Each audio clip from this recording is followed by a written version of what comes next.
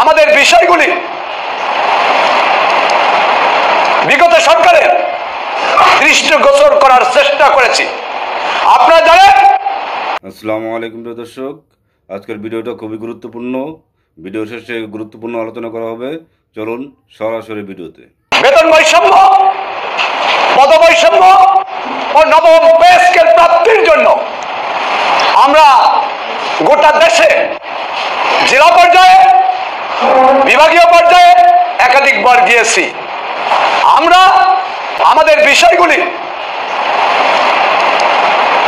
বিগত সরকারের দৃষ্টিগোচর করার চেষ্টা করেছি। আপনারা জানেন,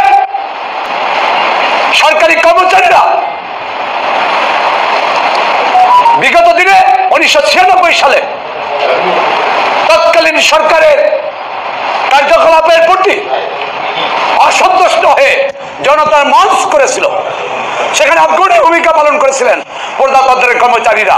তেমনি ভাবে আমাদের আফরোজ ভাই বক্তব্য দিয়েছেন, যে কোনো বৈষম্য, যে কোনো জটিল বিষয় নিরসনের জন্য এবং যে কোনো প্রাপ্তির জন্য সকল শ্রেণী প্রসার মানুষের অংশগ্রহণ লাগে।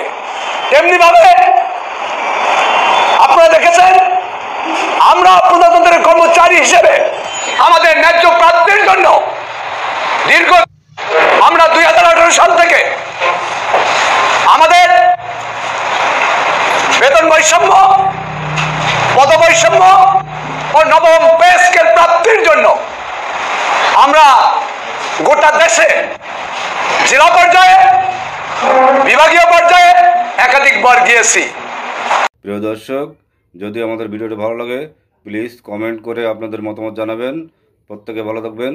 আল্লাহ হাফেজ।